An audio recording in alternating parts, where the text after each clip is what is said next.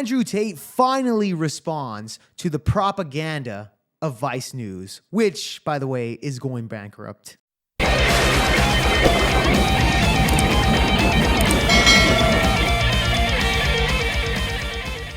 me tell you all a quick story about Vice News. Remember Vice News?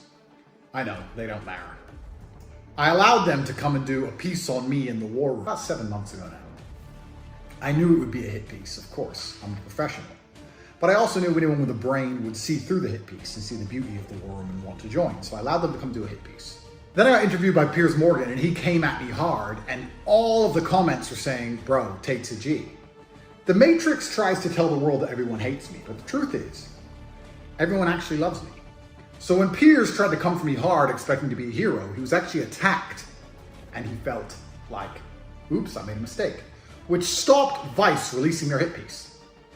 They called me and said, hey, we want to film some more. We feel like we didn't get the other side of the story. Basically, we want to undo the hit piece and do the fair journalism we were supposed to do in the first place, because now we realize making a hit piece on you doesn't work out well for us. Then I went to jail because I got Matrix attacked. And they thought, he's a bad guy now, we can do a hit piece. And they released a hit piece. And nobody believed it. And just like I said, everyone saw through it, saw it was garbage, to the point where Vice had to turn the comments off because everyone was insulting them. They even falsely edited me stuttering. When have you ever seen me stutter? On any video ever. To try and make me look frustrated, like I've been caught out by this dork called Matt. The algorithm to make you become more famous and more viral. I'm not an expert on algorithms for social media platforms. I do not have most of them installed on my phone. I cannot control what a 15-year-old Singaporean decides to do when he chops me up and calls me names. I can't control that, and I wouldn't try to. When you search for your... And I wouldn't try to. When you search for your name in Google, what are the associated terms? Why then have the Romanian police said the investigation is ongoing? I'm not sure where you got that information from. I'm not sure who said it.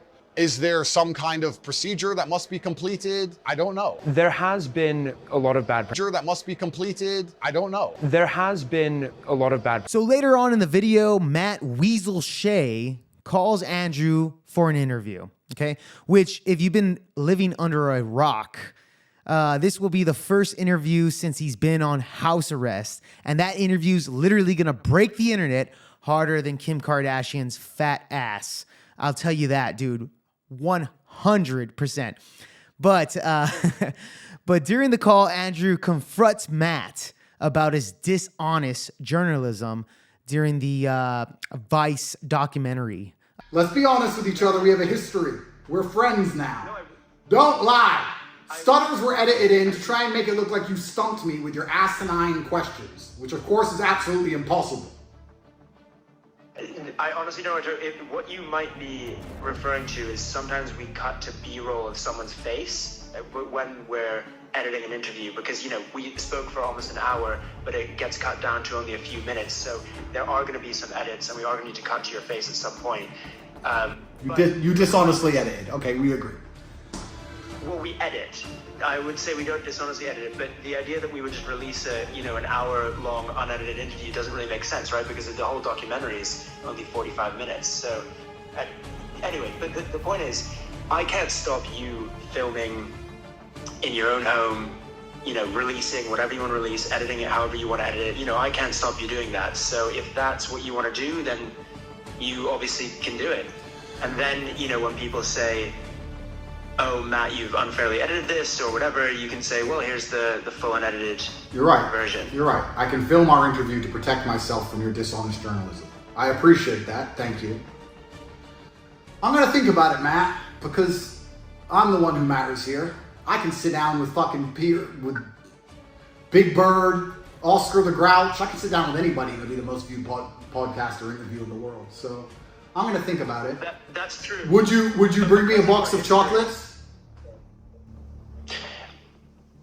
I can bring you a box of chocolates. If you promise to bring me a box of chocolates, that will increase your chances, and I'll give you an answer within 24 hours. But you have to promise me, Matt. Don't lie to me. I'll check with my superiors whether I can send you a box of chocolates. Well, then you check with your boss. You go into your boss's room and ask if you're allowed to spend a large portion of your salary on a 5-pound box of chocolates, and you let me know. And if you can, then I will strongly consider allowing you the opportunity to speak with me. Are you asking all the journalists to bring you a box of chocolates? You let me know about the chocolates, Matt. Have a nice day. Matt Weasel Shea will ask his superiors if he can bring a box of chocolate, Forrest Gump style, to Andrew Tate, sucking the dick tips of what many would call the Matrix, right? While, of course, applying to Andrew Tate and his rules, Matt actually succeeds in scoring an interview with Andrew Tate, or at least so he thinks. I can bring you a box of chocolates. That's great. Here we are. See, I went to jail. Everyone said Tate's over. His life's done. He's going to go to jail. Turns out I was totally innocent. I've been let free. And now I get chocolates from Vice. Life's looking good. From the BBC. Oh, even from the BBC, it's even better. They got bigger budgets. Don't let me down, Matt. Don't be cheap. Yeah, Friday, Saturday, something like that. Assuming the chocolates are ready, but it depends who you're going to come with because I need to talk to my lawyer on house arrest, blah, blah. Friday works. If I need to get permission to visit you from the police, I'm sure I can do that. I can probably do that. Alan, my lawyer, can handle all that. How many of you are coming? It would just be 3 people. Me and 2 crew. You and 2 crew. Okay, let me talk to my lawyer and I'll get back to you. Okay, great. Hopefully see you soon. Hopefully. All right. Gotcha, bitch!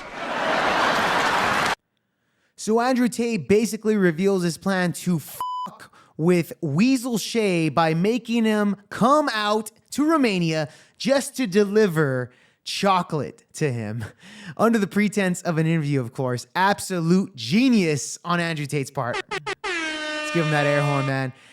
And nobody, by the way, nobody would know this guy's name if it wasn't attached to the Vice hit piece on Andrew Tate. Take a look. I think you can see him stand outside my house right there. With his film crew. With his film crew. That's interesting. Where is he? Here he is. Here he is. Up. Please, can I have another interview? Please. Geek! What a dork! Imagine going to school as a kid. Okay. And everyone's like, you're a geek. Okay. You're a nerd. Okay. You're a dork. And then you grow up. And they were right. That's Matt Shea's reality. I decided to choose an interview with him to boost his career because he was so honest the last time I gave him a chance. So this is Vice episode 2. Yes, it is. But this time, Yeah, so man, dude, I mean, the Tate brothers are just wailing on Matt Shea here, man. And Matt Shea is basically looking like Larry David from Curb Your Enthusiasm. Looking like a complete loser on the other side. But believe it or not, man, I'll give Matt Shea Matt Weasel Shea some credit on this because he's not giving up, man. He's so desperate for his 15 minutes of fame, man. So in the next clip, of course, he wants to negotiate, realizing how stupid and desperate he looks on camera, but he still decides, you know what? He's going to call again, right? Even this, look, he's going to call again. The dishonest journalist that he is, which is why Vice had him hired in the first place, and now he works for the BBC. This is the reason why Vice basically went bankrupt, because they hired people like Matt Shea, and the BBC is doing the same, and they're the same exact way, and I hope the BBC is the next in line for bankruptcy. Just letting you guys know, so check this out. Is he gonna do an interview with us even if we gave him the chocolate?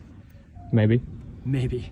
There is a bigger chance he's gonna do an interview with you if you bring him the chocolate. Look, so I know you want to film us giving you the chocolate. So, I'm happy for you to do that. I just, as I'm sure you know, like, I don't want to risk a situation where I give you the chocolate and then we don't get in. So why don't we do something like you come out and, we speak face to face and I give you the chocolate as we walk in. problem is, last time I trusted you, you acted in bad faith. So this time you must trust me. That's the circle of life. It's the balance of the universe. Yin and yang, Matthew. You must trust me. You must place your faith in the top G and hand over the chocolates to payment for his presence. And then you will see. Perhaps you'll be rewarded. But this is allowing you unprecedented access to my private network and home in which you were a bad faith actor. If you still are scared about losing your heavy financial investment of £6 in a box of chocolates, then you will not get your interview. Well, it's a hard line, Matthew. The thing is, line that will not break. you know, I'm a journalist. Give Alex the chocolates.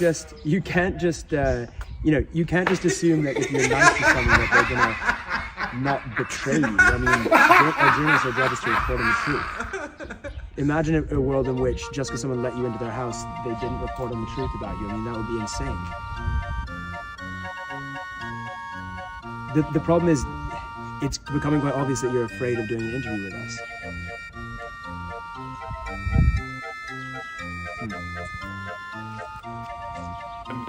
You are one pathetic loser. Okay, how about one square? Go to your job. Half No. an hour. Half an No, hour. I have to give. Fair trade. That's No. fair. Well, all he said is give you chocolate, right? So if you give you a square of chocolate. No. Okay. See you. Denied.